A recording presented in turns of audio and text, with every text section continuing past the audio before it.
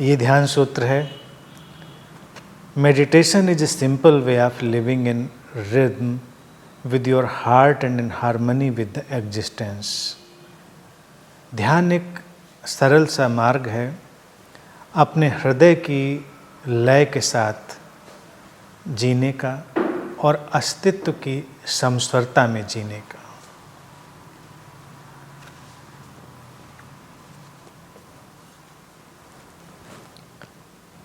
Rhythm of heart और harmony with existence.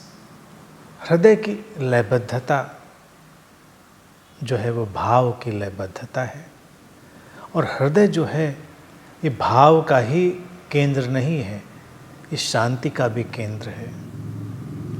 तो जब कोई अपने हृदय से लयबद्ध होकर जीता है तो वो अपनी शांति से भी लयबद्ध होकर जीता है, भाव से लयबद्ध होकर जीता है। जीवन का जो सहज बोध है, सहज प्रज्ञा है, उसके साथ लयबद्ध होकर जीता है। तो ध्यान वही एक सरल रास्ता है, बहुत ही सिंपल वे है। कई सारी बातों को समझने के लिए हमको तर्क वितर्क कुतर्क की ज़रूरत नहीं होती, भाव चाहिए। इसीलिए हम कहते हैं कि भाव से अगर कोई बात सुनता है या करता है तो उसकी क्वालिटी बदल जाती है, उसकी गुणवत्ता बदल जाती है। ये हृदय की उस मशीन की बात नहीं कभी करी जाती है इसमें कि जो ब्लड पंप करने का एक इंस्ट्रूमेंट है, नहीं। अध्यात्म में लंबे अनुभव से देखा गया कि ये एक व्यवस्था है, हृदय के पास आसपास एक ऐसा केंद्र है जिसकी अपनी ही ऊर्जा है, अपनी ही जिसकी एक रिद्म है। और यूं देखें तो फिजिकल हार्ट की भी अपनी एक रिद्म है, कितने रिदमिक ढंग से हार्ट पंप करता है। प्रयोग तो इस पर भी किए गए हैं, अगर हम अपनी हार्ट की रिदम के साथ भी थोड़ा सा फोकस करें तो हम शांत होने लगते हैं, क्योंकि वो एक रिदमिक बीट है, संगीत है। लेकिन उसके अलावा भी अगर हम गहरे में जाएंगे, सूक्ष्म तलों पर जाएंगे, तो लय की, लयबद्धता की तमाम परतें हैं। इसीलिए हृदय केंद्र से उभरती है शांति और पूरे जीवन को घेरती है। शांति की अपनी एक लय होती है, अपनी एक रिदम होती है। संगीत भी जब रिदमिक होता है तो व्यक्ति को शांत बनाता है, शोर व्यक्ति को अशांत बनाता है क्योंकि वो नॉन रिदमिक है। दूसरी तरफ से देखें तो भी ये सच है कि जब शांत होते हैं तो हम ज़्यादा रिदमिक हो जाते हैं। अगर हम अपने जीवन की शांति को ज़्यादा से ज़्यादा महसूस करें तो हमारा जीवन भी ज़्यादा लयबद्ध हो जाता है।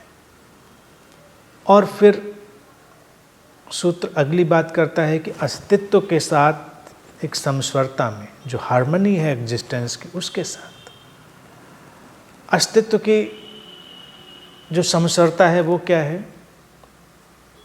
अनिश्चितता के साथ बहना, अज्ञात का स्वागत करना। अस्तित्व एक अनिश्चित अज्ञात ढंग से प्रवाहित हो रहा है। अगले क्षण यहाँ क्या होगा कोई नहीं जानता, और ध्यानी इसकी परवाह नहीं करता, इसको जानने की कोशिश नहीं करता। अगर तुम ये जानने में अपनी ऊर्जा नष्ट करोगे कि अगले क्षण क्या होगा, तो फिर तुम अस्तित्व की समस्वरता में नहीं आओगे। अस्तित्व की समस्वरता का अभिप्राय ये भी है कि अस्तित्व में भरोसा करना।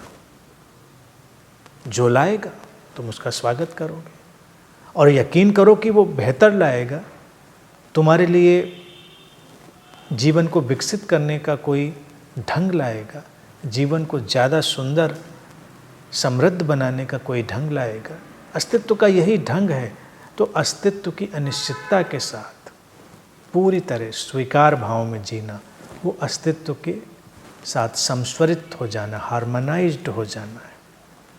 अगर हम अस्तित्व के साथ या जीवन के साथ लड़ाई लड़ने लगते हैं तो वो हार्मनी खोने लगती है, वो समस्वरता खोने लगती है। पूरी प्रकृति में अगर हम देखें तो जो शांति व्याप्त है वो इस समस्वरता के कारण है, क्योंकि कोई विचलित नहीं है यहाँ पर। अस्तित्व का यानी प्रकृति का जो भी हिस्सा है मनुष्य को छोड़कर वो कुछ भी विचलित नहीं, सब उस अस्तित्व की लय में चल रहे हैं। उसने संभाला हुआ है सबको। तो इस आस्था के साथ चलें कि अस्तित्व ने तुमको संभाला हुआ है, वो तुमको संभालेगा। तुम्हें इस क्षण तक संभाला है तो अगले क्षण भी संभालेगा। इस ढंग से जैसे ही तुमने जिया तो अस्तित्व की समस्वरता में आ जाओगे।